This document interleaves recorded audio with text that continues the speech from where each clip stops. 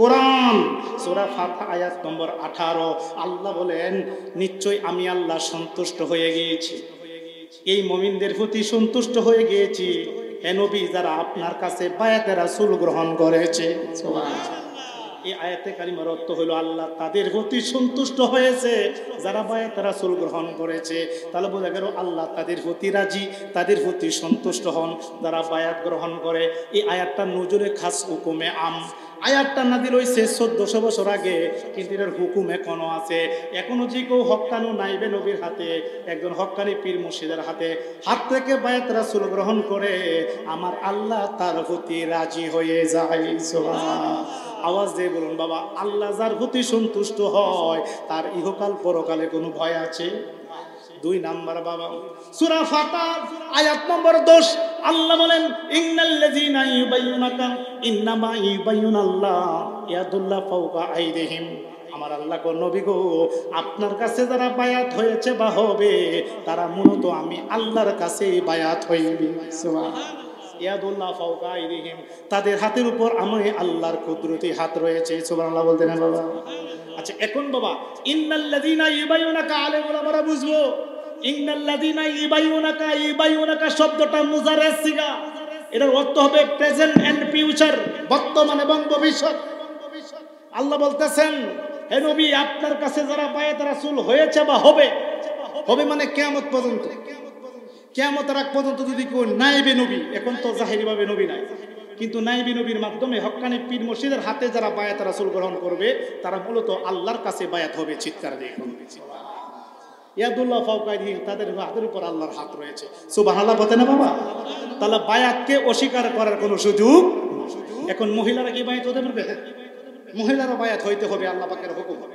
কোরআন শরীফ বলেন সূরা মুমতাহানা আয়াত নম্বর 12, সূরা মুমতাহানা আয়াত নম্বর 12 আল্লাহ মহিলাদেরকে বলছে হে ঈমানদার মহিলারা তোমরা আমার নবীর কাছে গিয়ে বায়াত রাসূল গ্রহণ করো। চিৎকার দিয়ে তবে মহিলাদের বায়াত পুরুষের মতো না। পুরুষের বায়াত পীরে মুরিদের হাতে হাত এইভাবে ধরে বায়াত করায়, কিন্তু মহিলাদেরকে আমার নবী বায়াত করাইছেন কাপড় দিয়ে, রুমাল দিয়ে বা পাগড়ি দিয়ে। চিৎকার দিয়ে হাতে ধরতেন না। বুখারীতে 8টা হাদিস আসছে, মা আয়েশা সিদ্দিকাতে বর্ণিত যে যতগুলো মহিলার এই নবী বায়াত করাইছেন প্রত্যেকটা মহিলার হাতে নবী ধরতেন না, এভাবে পাগড়ি দিয়ে করাইছেন। চিৎকার দিয়ে এখন বায়াতকে অস্বীকার করার কোনো সুযোগ নাই বাবা। এখন প্রশ্ন আসে বাবা, দেওবন্দের মাদ্রাসা যিনি বানাইছে ওনার নাম কাশেম নানাতবি, ইনিও বাবা আল্লাহরে পাইতে গিয়ে পীর ধরছে। ওনার পীরের নাম হাজী আমদাদুল্লাহ মুহাজির মক্কি রহমাতুল্লাহ আলাইহি। আসসাফ আলী থানভী হুজুর উনিও আল্লাহরে পাইতে গিয়ে পীর ধরছে। ওনার পীরের নাম হাজী আমদাদুল্লাহ মুহাজির মক্কি রহমাতুল্লাহ আলাইহি। রশিদ আহমদ গাঙ্গুহিও আল্লাহরে পাইতে গিয়ে পীর ধরছে। ওনার পীরের নাম হাজী আমদাদুল্লাহ মুহাজির মক্কি রহমাতুল্লাহ আলাইহি। আমাদের মাযহাবের ইমাম আবু হানিফা রহমাতুল্লাহ আলাইহি ইনিও আল্লাহরে পাইতে গিয়ে পীর ধরছে। ওনার পীরের নাম জাফর সাদেক রাদিয়াল্লাহু তাআলা আনহু। মাওলানা রুমিও আল্লাহরে পাইতে গিয়ে পীর ধরছে।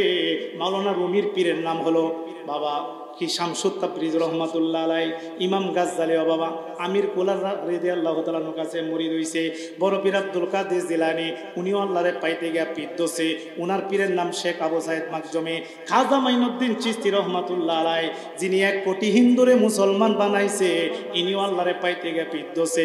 খাজা মাইনুদ্দিন চিশতি রহমাতুল্লাহর পীরের নাম খাজা উসমান হারুনি রহমাতুল্লাহ আলাইহি। জোরে জোরে কোন সুবহানাল্লাহ। তাহলে পীর মুর্শিদকে অস্বীকার করার কোনো সুযোগ নাই। এখন এখানে আপনারা যারা বসছেন আমরা কি মাযহাব মানে কি মানি না? আপনি কি মাযহাব মানেন না? আমরা হানাফি মাযহাবের লোক। জোরে কোন কি মাযহাবের লোক? আপনি কি মাযহাব মানেন? হানাফি, শাফি, মালিকি মাযহাব কয়টি? 4 মাযহাব মানা হলো ওয়াজিব। অনুসরণ করব আমরা একটা। আমরা অনুসরণ করি হানাফি মাযহাব। হানাফি মাযহাবের ইমাম কি? হযরত ইমাম আজম আবু হানিফা রহমাতুল্লাহ।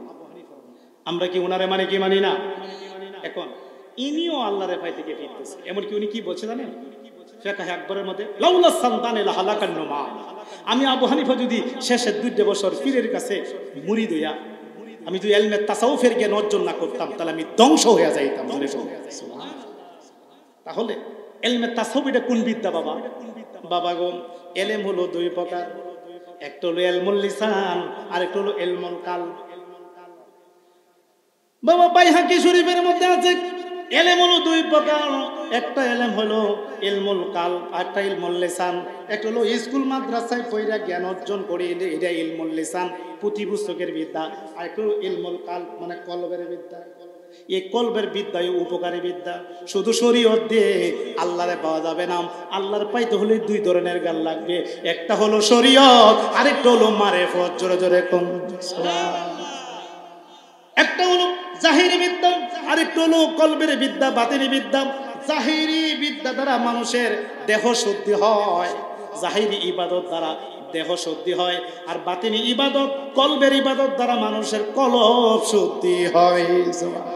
এই কলবটা হলো মানব দেহ রাজ্যের রাজধানী। রাজধানী আগে ঠিক করো বাবা। বাংলাদেশের রাজধানী ঢাকা। ঢাকা যদি ঠিক থাকে তাহলে সারা বাংলাদেশ ঠিক। ঢাকা যদি অচল হইয়া যায় সারা দেশ অচল। আপনার আমার মানব দেহের রাজধানী হলো কলব। কলব যার পবিত্র সারাটা শরীর তার পবিত্র। এই কলবটা যার অপবিত্র সারাটা শরীর তার অপবিত্র। এই কলবের মধ্যে আল্লাহর বাসস্থান, আবার এই কলবের মধ্যে শয়তানের বাসস্থান। এই কলবের মধ্যে শয়তান পয়সা থাইকা মানুষকে বাবা ধোঁকা দেয়। কাজে কলব থেকে, এই রাজধানী থেকে শয়তানকে দূর করতে হবে। এই কলব থেকে শয়তানকে দূর করার একমাত্র মেডিসিন হলো আল্লাহ পাকের জিকির। জোরে জোরে সুবহানাল্লাহ। বাবা আপনারা বলেন, আমরা তো জ্ঞানী শ্রোতা, আমি উপরে দিয়ে যতই সাজি, উপর দিয়ে আমি যতই সুন্দর হই, যদি ভিতরটা সুন্দর না করি, কলব যদি সুন্দর না করি, তাহলে এই উপর দিয়ে সুন্দরের কোনো লাভ আছে বাবা? কি বলেন, লাভ আছে? আপনারা আওয়াজ বুঝতেছেন? ও বাবা, দিনে রাইতে আমরা 5 বার 10 বার হাত মুখ ধুই, কাপড় ধুই, হাত মুখ ধুই, কিন্তু কলব তো 1 বছরও 2 বার একদিন চিন্তা করলাম না। কলবে যে ময়লা আবর্জনা বসে রয়েছে, ময়লা আবর্জনা ভরপুর, এই ময়লা আবর্জনাকে দূর করুন। যদি দূর না করেন নামাজ পড়তে পারবেন, কিন্তু নামাজে মেরাজ হবে না। কথা ঠিক না বেটে? সত্য করে একটা কথা বলেন, আমরা কি নামাজের পক্ষে আছে কি না?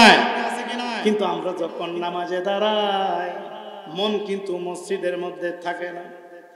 কারো মন চলে যায় বাজারে, কারো মন চলে যায় বন্ধুর কাছে, কারো মন চলে যায় ব্যবসায়ী ঘরে, কারো মন চলে যায় ইরি খেতে। এমনকি কয় রাকাত নামাজ হচ্ছে এইটাও মনে থাকে না। কথা ঠিক না বেরে? এই কাজটা করে কে? শয়তানে করে। শয়তানে তাদের মন নিয়ে যায়। এই কারণে আগে কলব থেকে শয়তানকে দূর করতে হবে। এই রাজধানীর মধ্যে বৈশা শয়তান মানুষকে ধোঁকা দেয়। এই কলব থেকে শয়তানকে কিভাবে দূর করবেন? এই কলব থেকে শয়তানকে দূর করতে হলে 4 রকমের জিকির করতে হবে। একটা হলো ইসমেজাত, একটা হলো নফিয়াসবাদ, একটা হলো ফাসানফাস, একটা হলো কলবি। এই 4 প্রকারের জিকির করতে হবে। এখন এই 4 প্রকারের জিকির শিখবেন কিভাবে? শিখতে হইলে ওই পীরের কাছে যাইতে হইবে, পীরের খানকায় ভর্তি হইতে হইবে। তখন পীর সাহেব আপনাকে 4 প্রকারের জিকির শিক্ষা দিবে। তখন খানকাতে বসিয়া যখন বেশি বেশি 4 প্রকার জিকির করবেন, তখন কলব থেকে শয়তান দূর হবে। তখন এই কলবটা মদিনার আয়না হয়ে যাবে। জোরে কোন সুবহানাল্লাহ। এখন বাবা কলবটা পরিষ্কার করা দরকার আছে কি না? এখন আমাদের এই কলবাকে পরিষ্কার করতে হবে। আজকে বাবা আমরা নামাজ পড়বো, তবে নামাজ পড়তে হবে হুজুরি দিলে, একাগ্র চিত্তে। দুনিয়া বিকুল খেল যদি নামাজে ডুবতে থাকে, তাহলে নামাজ পড়তে হবে না। আল্লাহ কওয়াই লুল্লিল মুসাল্লি আছে না সূরা মাউনে?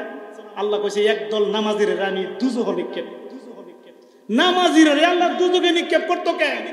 এত কষ্ট করে আমরা নামাজ পড়ি, এখন আল্লাহ কোরআনে বলছেন নামাজির আরে আমি ওয়াইল নামাজ দুজকে নিক্ষেপ করবো। ফাওয়াইলুল লিল আছে না হুজুর? আছে। ও ওয়াইল নামাজ দুজহে যারা লোক দেখানোর নামাজ পড়ে। আমারে মানুষ নামাজি কোক, লোক দেখানো নামাজ পড়ে।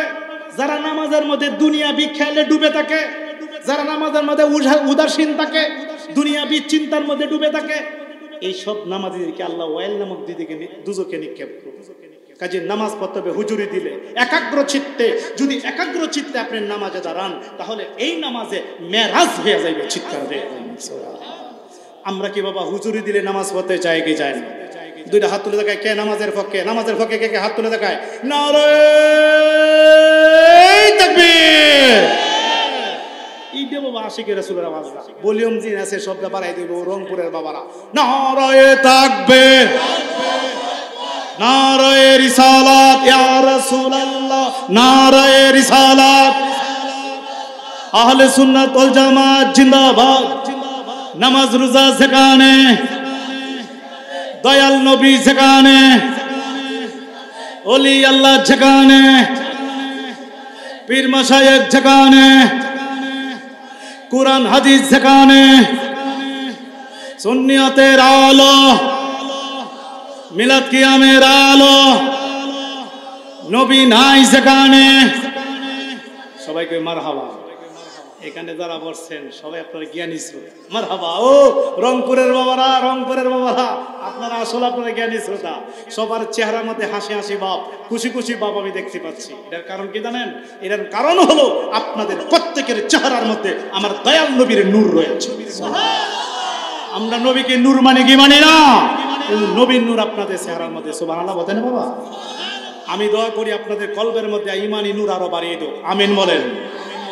এখানে আমরা যারা বসছি, আমরা কি নবীজির পাশাপাশি ওলি আল্লাহ গণকেও মানতে চাই কি চায় না? আল্লাহর ওলিদের মাজার জিয়ারত করবেন। মাজার জিয়ারত করা সুন্নতে রাসূল। সুবহানাল্লাহ বলেন বাবা। আমার নবী নিজেও মাজার জিয়ারত করেছেন। সুবহানাল্লাহ জোরে বলতেন না বাবা। এই যে কিতাব আমার সামনে আছে, উহুদের ময়দানে যারা শহীদ হয়েছে, উহুদের ময়দানে যারা শহীদ হয়েছে তাদের মাজার প্রতি বছর আমার দয়াল নবী জিয়ারত করেছেন। ফায়াকুলু আসসালামু আলাইকুম, এমনকি এই মাজারবাসী যারা আছে তাদেরকে সালামও দিয়েছেন। এই যে ফতোয়ায়ে শামি জিলদে সানি, জিলদে সালিস তৃতীয় খণ্ড 150 পৃষ্ঠার মধ্যে হাদিস কানা রয়েছে। ওলি আল্লাহ শানে বেয়াদবি করবেন না, কারণ এই দেশে ইসলাম আনছে ওলি আল্লাহ। এই দেশে বাবা নবী আসে, এই দেশে নবী আসে নাই, রাসূল আসে নাই, এই দেশে কোনো সাহাবায়ে কেরাম আসে নাই। এই দেশে ইসলাম কায়েম করেছে, ইসলাম প্রচার করেছে ওলি আল্লাহগণ। কি বলেন ঠিক না বেঠিক? যাদের দ্বারা ইসলাম পাইলাম, যাদের দ্বারা দাড়ি পাইলাম, যাদের দ্বারা টুপি পাইলাম, যাদের দ্বারা কোরআন শরীফ পাইলাম, যাদের দ্বারা মসজিদ পাইলাম, তারা হলো আউলিয়ারা। তাহলে আমরা আল্লাহর বন্ধু আউলিয়াদের পক্ষে আছে কি নাই? এই যে বাবা নিচের যে কিতাবটা দেখছেন মেশকাতুল মাসাবি, এই হাদিসটা মেশকাতুল মাসাবিতেও আছে, বুখারী শরীফেও আছে। হাদিসে কুদসি আল্লাহ বলেন, মান আদালি ওয়ালিয়ান ফাকাদ আযানতুহু বিল হারব। যারা ওলি আল্লাহর দুশমনি করে, আল্লাহকে আমি তার বিরুদ্ধে যুদ্ধ ঘোষণা করি। নাউজুবিল্লাহ বলতেন না? তারা ওলি আল্লাহর দুশমনি করলে যুদ্ধ ঘোষণা করে কে? জোরে কোন কে করে? তাহলে আল্লাহ ওলি আল্লাহর পক্ষে আছে কি না? নোট করে নেন। নামাজের আগে একটা শব্দ আসে নাই আলা, রোজার আগে সিয়ামের আগে আলা শব্দ আসে নাই, যাকাতের আগে আলা শব্দ আসে নাই, যত আমল আছে কোনো না আমলের আগে আলা শব্দটা আসে নাই। আলা শব্দটা আসছে আউলিয়াদের নামের আগে। আলা ইন্না আউলিয়াল্লাহি লা খাউফুন আলাইহিম ওয়ালা হুম ইয়াহজানুন, সূরা ইউনূস আয়াত নম্বর 62। সূরা ইউনূস আয়াত নম্বর 62 আল্লাহ বলেন আলা, সাবধান, হরফে তামবির, ডেঞ্জারাস, খবরদার, খবরদার। আল্লাহ আউলিয়ার নামের আগে খবরদার কথা ব্যবহার করেছেন। আলা মানে খবরদার, সাবধান, খবরদার, হুঁশিয়ার, ডেঞ্জারাস। ওলিদের সম্বন্ধে মন্তব্য করিও না। ওলিগণের দুনিয়াতে কোনো ভয় নাই, পরকালে কোনো ভয় নাই। ওলিগণ দুনিয়া তো শাহানশাহ, পরকালেও শাহানশাহ। ওলিগণ দুনিয়া তো চিন্তিত হবে না, পরকালেও চিন্তিত হবে না। চিৎকার দেখ। এখন আমরা ওলি আল্লাহর মাজার জিয়ারত করতে চাই কি চাই না? আমরা কি জিয়ারতের পক্ষে আছে কি নাই? আমার নবী জিয়ারত করছে কি করছে না? অনেকে বলে আমরা নাকি পূজা করি, আমরা বলে মাজার পূজা করি। আস্তাগফিরুল্লাহ বলতে না জোরে? আচ্ছা, আমরা কি মাজার পূজা করি না জিয়ারত করি? আসলে বাবা এরা জানেই না মাজার শব্দের অর্থ। মাজার শব্দের বাংলা হলো জিয়ারতের স্থান। চিৎকার দিয়ে। মাজার শব্দের বাংলায় জিয়ারতের স্থান। অধিক জিয়ারত যেটা করা হয় এটাকে ফার্সিতে বলা হয় মাজার। কবর শব্দের অর্থ গর্ত। সাধারণ মানুষ মারা গেলে হয় কবর, আর আউলিয়ারা ইন্তিকাল করলে তাদের কবরকে বলা হয় মাজার। মাজার শব্দের অর্থ জিয়ারতের স্থান। আর নবীজির কবর মোবারককে বলা হয় রওজা। সুবহানাল্লাহ বলতেন না জোরে? রওজা তো কি? জান্নাতের বাগান। সুবহানাল্লাহ বলতেন না জোরে? এখন বাবা আমরা কেন ওলি আল্লাহর মাজার জিয়ারত করি? এই যে কিতাবটা দেখছেন রুদ্দুল মুহতার, সবাই দেখেন। যদি কোনো আলেম ওলামা থাকেন আমি ডাকছি, আপনারা আসুন দেখতে পারেন। আমি কিতাব নিয়ে আসি, কিন্তু আরবি তো আরবি, এটা লেবানন থেকে আনা হয়েছে। পৃথিবীর সবচেয়ে বড় ফতোয়ার কিতাব, ফতোয়ায়ে শামী, রুদ্দুল মুহতার ফতোয়ায়ে শামী, প্রথম খণ্ড মানে জিলদাওয়াল, পৃষ্ঠা নাম্বার 119 মোকদ্দমার মধ্যে এই কৌলটা তুলে ধরেছেন আল্লামা শাহরি। 149 পৃষ্ঠা। আমি আপনাদের সামনে তেলাওয়াত করছি, পরে আপনাদের সামনে আমি এটা তুলে ধরছি। দেখেন হুজুর দাগাল আছে না, মাওলানা দাগাল আছে, এই দেখেন, এই যে ফতোয়া শামী। যত পৃথিবীতে যত ফকি আছে, যত মুফতি আছে, তালাকের মাসালা সহ সব মাসালা এই কিতাব থেকে দেন। এটা গ্র্যান্টেড সবার কাছে। ফতোয়া শামী লিখে নিতে পারেন, প্রথম খণ্ড 149 পৃষ্ঠায়। কেন আমরা আশিকে রাসূলেরা, কেন আমরা অলি প্রেমিকরা দরগা মাজারে যাই? দেখুন, ইমাম শাফি রহমাতুল্লাহ আলাইহি একজন আল্লাহর ওলি ছিলেন, উনি আওলাদে রাসূল, ওনাকে কোটি কোটি মানুষ ফলো করে। হানাফি, শাফি, মালিকি, হাম্বলি 4 জন সঠিক, কিন্তু আমরা অনুসরণ করি হানাফি, যেহেতু আমরা হানাফি মাযহাবের লোক। ইমাম শাফি রহমাতুল্লাহ কি বলে শুনেন, ক্বালা ইমাম শাফি ইন্নী লা তাবাররাকা বি আবি হানিফা ওয়াজিজু ইলাল কাবারি। ইমাম শাফি কয়, আমি আবু হানিফার মাজার জিয়ারত করি এবং আবু হানিফার মাজার থেকে আমি বরকত হাসিল করি। সুবহান, কি হাসিল করে? বরকত। তাহলে ওলি আল্লাহর মাজারে গজব না বরকত? তোরে বলুন, গজব না বরকত? কিতাবে কি বলতেছে? বরকত হাসিল করি। ইমাম শাফি এক ওলি আরেক ওলির মাজার জিয়ারত কইরা বরকত হাসিল করে। এরপরে উনি বলেন, ফাইজা আরাদাত লি হাজ্জাত, যখন আমার মধ্যে কোনো মুসিবত আসে, আমার দিকে তাকান। ইমাম শাফি কই, যখন আমার মধ্যে কোনো মুসিবত আসে, আমার মধ্যে কোনো বিপদ আসে, আমার মধ্যে যদি কোনো মুসিবত আসে, আমার মধ্যে যদি কোনো বিপদ আসে, তখন আমি কি করি? সাল্লাইতু রাকাতাইনি, আমি শাফি গিয়া আবু হানিফার মাজারে গিয়া 2 রাকাত নফল নামাজ পড়ি। সুবহানাল্লাহ বলতে না জোরে? কি করে? 2 রাকাত নফল নামাজ পড়ি। পড়িয়া কি করি? ওয়াসালতুল্লাহি তাআলা, আমি আল্লাহ পাকের কাছে প্রার্থনা করি, আল্লাহ পাকের কাছে চাই। চাইলে কি হয়? ফাতাকাদিউ সারিয়ান, তখন আমার দোয়া কবুল হইয়া যায়, আমার মুসিবত দূর হইয়া যায়। তাহলে এই কৌল থেকে, এই দলিল থেকে, এই কিতাব থেকে কি প্রমাণিত হইল? ওলি আল্লাহর মাজারে গেলে বরকত পাওয়া যায়, ওলি আল্লাহর মাজারে গেলে দোয়া কবুল হয়, ওলি আল্লাহর মাজারে গেলে নফল নামাজ পড়ে দোয়া করলে তার মুসিবত দূর হইয়া যায়। তাহলে আমরা ওলি আল্লাহর সাথে সম্পর্ক রাখতে চাই কি চাই না?